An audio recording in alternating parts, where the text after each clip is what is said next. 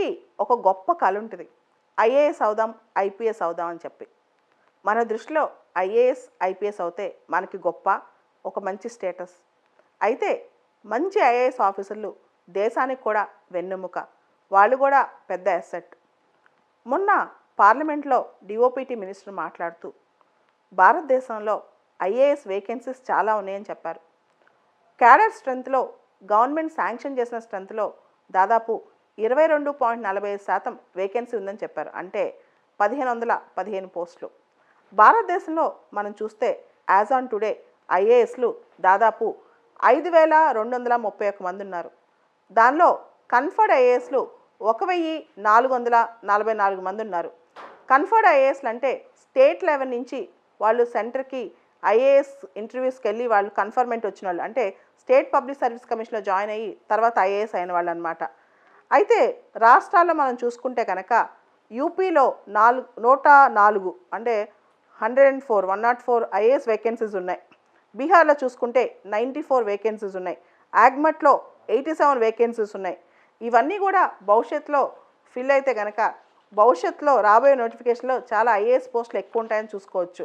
అయితే ప్రతి కాడర్కి cadre review అని ఉంటుందన్నమాట. అంటే నువ్వు ఐఏఎస్ అయినా, ఐపీఎస్ అయినా, ఐఆర్ఎస్ అయినా కాడర్ రివ్యూ అని ఒకటి ఉంటుంది. కాడర్ రివ్యూ అంటే నీ సర్వీస్ స్థితిగతులు, నీకు సంబంధించిన ప్రమోషన్సు, నీ క్యాడర్ స్ట్రెంత్, ఆ క్యాడర్కి సంబంధించి అన్ని రూల్స్ అండ్ రెగ్యులేషన్స్ సంబంధించి ప్రతి సంవత్సరం 5 సంవత్సరాలకు ఒకసారి రివ్యూ చేస్తారనమాట.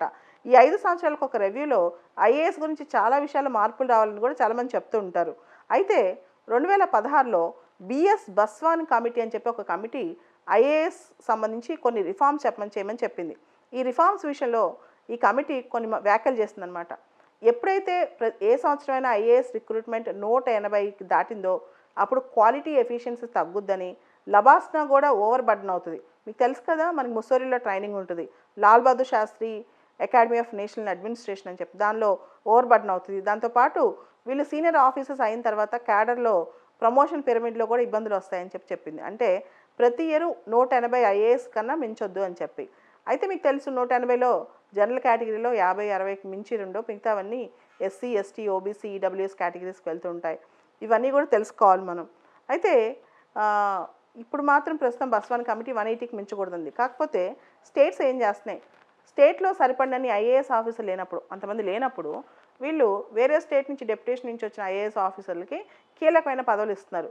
కొన్నిసార్లు ఆ రాష్ట్ర స్థితిగతులు అర్థం చేసుకోకుండా, ముఖ్యంగా కుల ప్రాతిపదికనో, మత ప్రాతిపదికనో, ఇతర ఏ లాభాపేక్షతోనో బయట నుంచి పనిచేసి వచ్చే ఐఏఎస్ ఆఫీసులకో లేదా ఐఆర్ఎస్ ఆఫీసులకో ఇట్లాంటి డెప్యుటేషన్ పోస్టులు స్టేట్లో క్రూషియల్ పోస్టులు ఇస్తున్నారనమాట.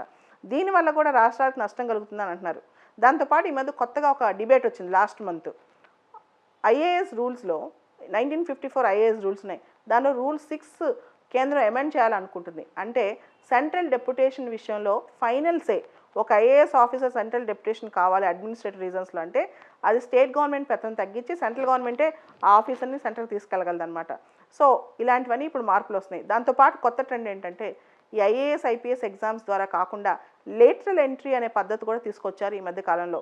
జాయింట్ సెక్రటరీ లెవెల్ పోస్టులను కూడా లేటరల్ ఎంట్రీలో తీసుకెళ్తున్నారనమాట. ఇది కూడా కొంతవరకు కంటగింపుగానే ఉంది. దానికి ప్రధానమైన కారణం, ఎవరైతే లేటరల్ ఎంట్రీ ద్వారా వస్తారో వాళ్ళకి ఎఫిషియన్సీ ఉండొచ్చు, కానీ లాయల్టీ ఖచ్చితంగా ఉండదు. అడ్మినిస్ట్రేటివ్ ప్రొఫిషియన్సీ కూడా ఉండకపోవచ్చు, ఎందుకంటే వాళ్ళు గవర్నమెంట్ సెక్టర్ ఎలా పనిచేస్తారో వాళ్ళకి తెలియకపోవచ్చు. సో లేటరల్ ఎంట్రీలో వచ్చిన వాళ్ళు సబ్జెక్ట్ ఎక్స్పర్ట్స్ అయినా, డొమైన్ నాలెడ్జ్ ఉన్నా సరే వాళ్ళకి గవర్నమెంట్ పనితీరు తిరిగిపోవటం, గవర్నమెంట్ పట్ల, ప్రజా ధనం పట్ల అంకిత భావం లేకపోవడం వల్ల కూడా ఇబ్బందులు వచ్చే అవకాశం ఉంది. దాంతో ఇప్పుడు 1515 ఖాళీలు as on today direct recruitment IAS, conferred ఐఏఎస్లో ఉన్నాయి. కాబట్టి భవిష్యత్తులో మనం ఎక్కువ ఐఏఎస్ పోస్టులు ఎక్స్పెక్ట్ చేయొచ్చు. కానీ ఎన్ని ఎక్స్పెక్ట్ చేసినా వీళ్ళు ల్యాగ్ చేసి వెళ్తున్నారు, కానీ ఎక్కువ రిక్రూట్మెంట్స్ మాత్రం జరగట్లేదని అర్థమవుతా ఉంది.